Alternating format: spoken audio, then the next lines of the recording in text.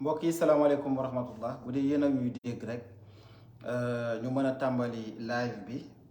bu dee yéen a ñuy dégg également ngeen fàttali leen ne chaque fois bu ñu def live ak situation bi ñu toll gars yi dañuy jéem a signaler jot na lu ngeen ci mën a jàpp rek def ay kër ak yépp yi mu laaj ngir liggéey bi mën a yemb parce que fi mu ne nii dañoo nekk ñoom ci attaque bu metti boo xamante ñu ngi koy attaqué page jot na ndax moom mooy page bi nga xamante ne souvent comme média bi nga xamante ne moom mooy liggéey lu bari ci li Pastef di def waaw dafa mel nee nañ baax na.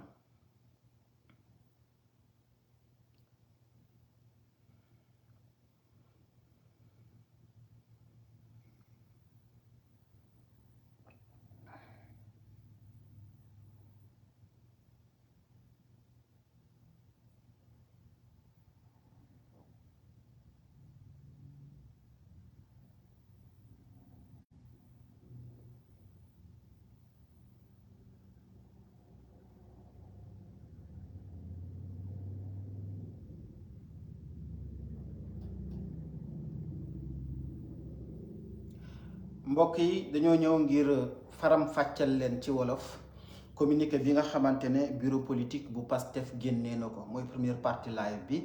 deuxième partie bi ñu fàttali leen loo xamante ne rek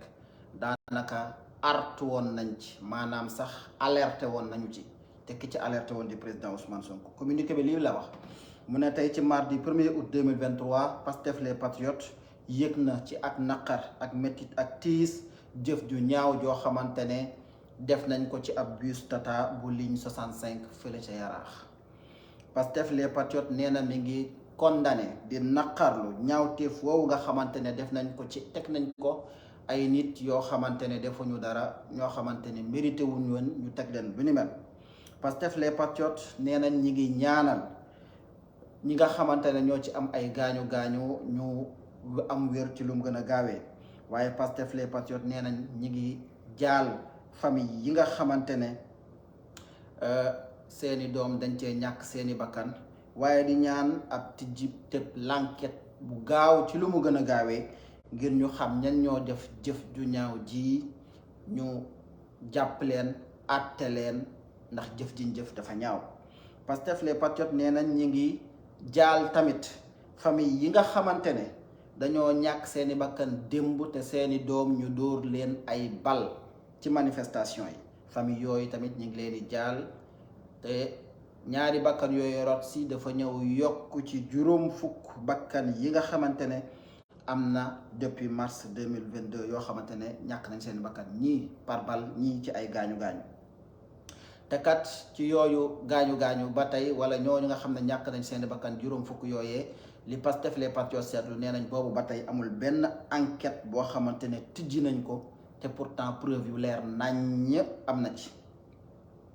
Pastef les patriotes ñi ngi fàttali nguur gi ñi nga xam ne ñooy yor état ne ñoom ñoo yor responsabilité stabilité politique maanaam réew mi dal ci wàllum politique réew mi dal ci wàllum jàmm réew mi nit ñi mën a am seeni liberté démocratique ku war a ñaxtu ku war a am loolu la naqari nga ne kat li naqari na ma waaye sa liberté ak bopp maanaam say àq ak yelleef état bi moo am responsabilité fexe ba nit ku ne sa àq ak yelleef nga mën cee jot état bi itam moo am responsabilité saa su mbir amee ñu àtte ko te nañ ko war a àttee ci wàllum justice ba lépp tegu ci yoon ba mu bañ a am benn parloo lii mooy li nga xamante ne mooy communiqué bi Pastef les patriotes génnee ma relire ko avant maa ñëw ci deuxième partie bi ñu fàttali ne tey jii nii ñi nga mardi 1er août 2023 Pastef les patriotes yëg nañ ci ak naqar ak tiis jëf ju ñaaw joo xamante ne def nañ ko ci bus Tata bu ligne 65 fële ca Yaraax Pastef les patriotes nee na ñi ngi naqarlu di mettetlu ñaaw tiif woowu nga xamante ne teg nañ ko ay nit yoo xamante ne defuñu dara Pastef les patriotes nee nañu ñi ngi ñaanal ñi nga xamante ne dañ cee am ay gaañu Pastef les patriotes nee na ñi ngi ñaan ñooñu ñu am wér ci lu mu gën a gaawee waaye Pastef les patriotes nee nañu ñi ngi ñaanal itam famille yi nga xamante ne dañ cee ñàkk seeni doom ñoo ngi ñaanal seeni doom waaye di leen jaal tey ñaan itam ab l'enquête bu leer nañ bu amul farloo ñu tijju ko ci lu mu gën a gaawee ba xam ñu def jëf ju ñaaw joojee ñu mën leen a jàpp àtte leen Pastef les patriotes nee nañu ñu ngi ñaanal famille yi nga xam ne itam dañoo ñàkk seen bakkan famille yi nga xamante ne seeni doom dóor nañ leen ay bal démb ñu ñëw yokk ci juróom fukk yi nga xamante ne dee nañu depuis mars 2022 Pastef les patriotes nee nañu ñooñu ñu ngi leen di ñaanal te ci juróom fukk yooyu am ñoo xamante ne ci ay gaañu la am ñoo xamante ne pay bal la am ñoo xamante ne ay torture la te loolu ba tey amul ab àtte amul ab enquête donte preuve yaa ngi fi Pastef les patriotes nee nañu ñu ngi fàttali ñi nga xamante ne ñoom ñooy nguur gi ne moom moo am responsabilité réew mi jàmm moo am responsabilité réew mi am dal moo am responsabilité réew mi démocratie dox moo am responsabilité réew mi ku ci nekk sa àq ak yelleef nga amee ko doxal ko na nga xamante ne noonu nga ko bëggee parce que loolu mooy li nga xamante ne moom mooy ak nguur Pastef les patriotes nee nañ état bi moo am responsabilité lépp loo xamante ne lu ñu war a àtte la lu ñu war a leeral ñu leeral ko ci ak jàmm ak salaam te mu bañ a am benn parparloo lii mooy li nga xamante ne moom mooy communiqué bi Pastef les patriotes yëkkati génnee ko tey ñu gis bi nga xamante ne parce que lii mooy deuxième partie bi du yàgg sax ñu gis bi nga xamante ne ñaawteef woowu am na fële ca Yaraax ministère de l'intérieur ñoom ñuy daw gaaw di wax naan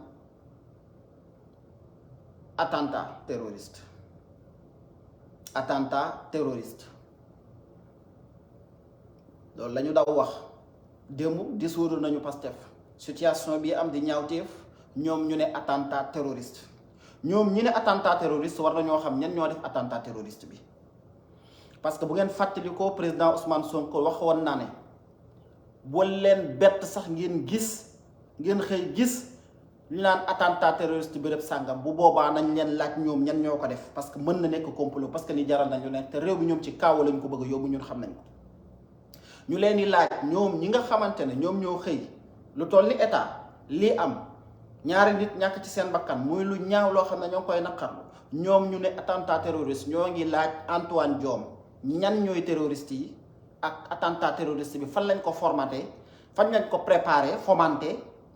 ba mu génn ba am tey ñooñu ñu jàppale indi leen ñoo ngi leen di laaj ñoom ñan ñooy terroriste yi ma fàttaliwaat ne bu yàggul dara bu ngeen fàttali ko président Ousmane Sonko septembre 2022 waxoon ne bu leen am mbetteel bu ngeen gisee ab attentat boo xamante ne am na fi te bu boobaa it fa mu jëm rek mooy bëgg koo gàll ab parti politique ñun xam nañu ko ministre de l'intérieur moom mi nga xam ne moom moo ne attentat terroriste nañu wax ñan ñooy terroristes yi ak terroristes yooyu fan lañ jóge ak yan responsabilité la ñu amee ci réew mi ak ñooñu fan lañu xalaatee loolu ba jël mbirum terrorisme def ko ci ab bus muy ñaawteef bañ na ñi ñooy terroristes yi ñoo ngi laaj Antoine Diome mu wax ñu ñan ñooy terroristes yi ak fan lañ ko préparé ba def jëf jii ñu def ak bis buñ koy gàll fan lañ ko bëgg a gàll ci ñan lañ ko bëgg a gàll ak ñan ñooy terroristes yi parce que démb dissoudre nañ Pastef te mbirum terrorisme dégg nañ ko ki nga xamante ne moom mooy Aïssata Tall Sall ba mu demee Union européenne waxoon fa waxam yooyu naan ay terroristes lañ ñoo xamante ne du dëgg yoo xamante ne dara du ci am dara amu ci ñëpp xamoon nañu ko tey nag bu ñu demee ba réew mi toll ci ñu attaqué bus boo xam ne ay nit ñoo fa nekk di doxi seen soxla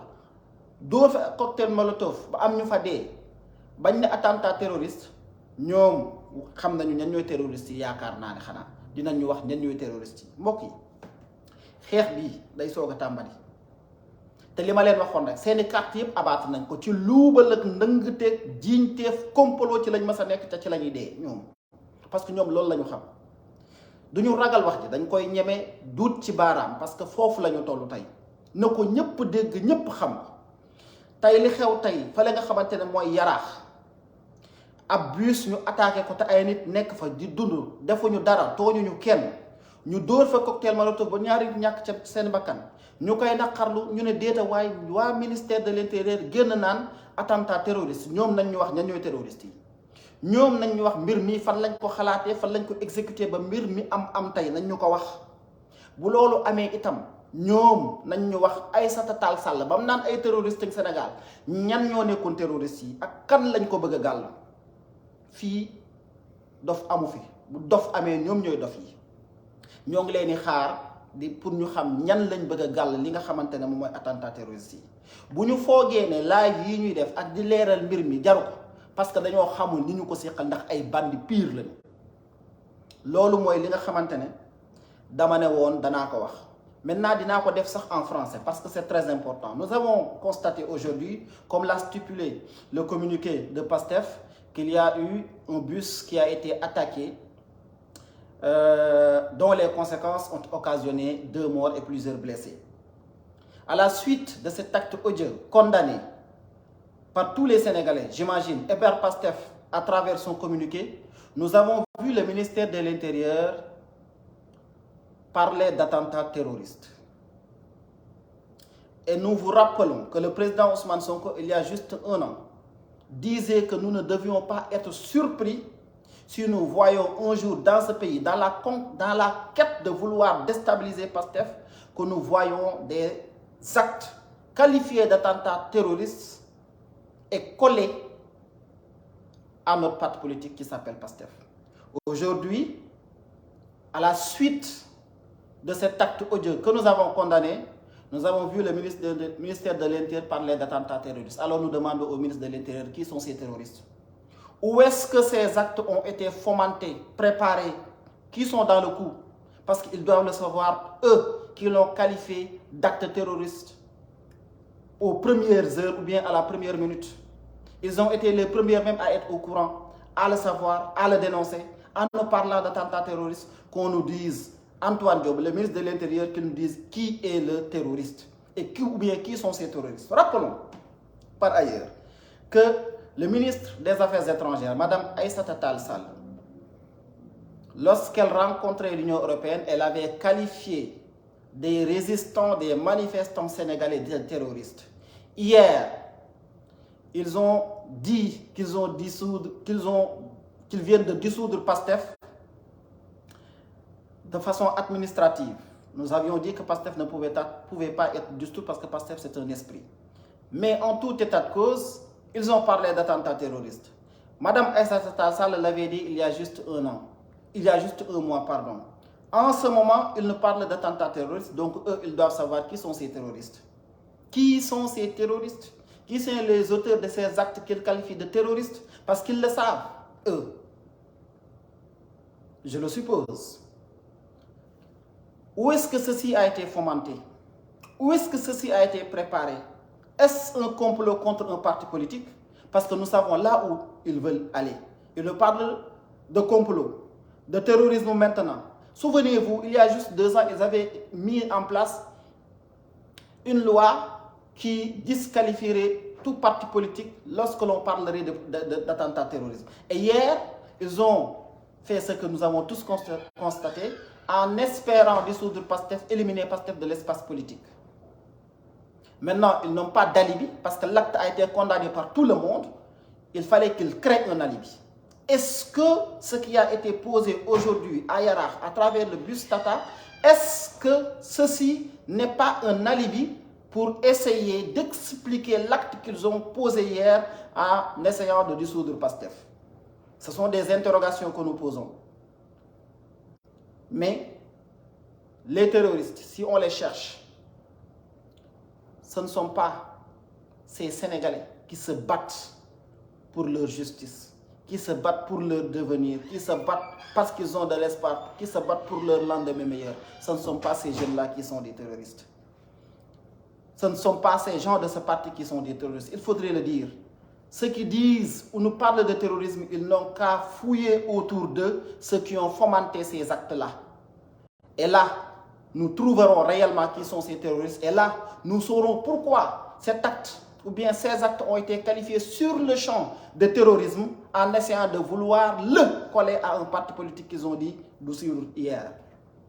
C'est ça leur objectif. C'est ça qu'ils veulent nous faire croire. C'est ça qu'ils veulent nous faire comprendre. Ce sont des mensonges. Et nous le savons. Nous continuons à résister. Nous continuerons à leur faire face. Nous continuerons à dire non. Nous continuerons à exercer notre droit naturel de résistance que nous confère la Constitution du Sénégal. mbokk yi lii mooy li nga xamante ne lañ ne woon dañ leen ko indil ñu xam ne jëf ji ñu jëf yëpp da am fu mu jëm am fu ñu ko bëgg a jëmale parce que kaawa lañ bëgg ci réew mi te loolu duñ ko nangu dañuy continuer suñu xeex continuer suñu résistance continuer wax déet su ko jaree continuer xeex ngir justice am ci réew mi continuer xeex ngir réew mi mën a baax réew mi mën a changer ndaxte ñun ñoo ko mën a changer ñun ñi nga xamante ne ñooy doomi réew mi waaye nag xeex boobu dañ ciy ànd ak doomi réew mi amul benn intérêt bu ñuy am di attaque kenn képp koo xamante ne sénégalais nga defuloo dara ñu lay attaqué gisuñu njariñ li waaye ñi nga xam ne ñoom ñoo waxi terrorisme war nañ ñoo trouver gisal ñu waxal ñu ñan ñooy terroriste yi jërë ngeen jëf di leen jox dig daje incha allah su amee yeneen information yoo xam ne jàpp nañu waras na ko waxtaanee.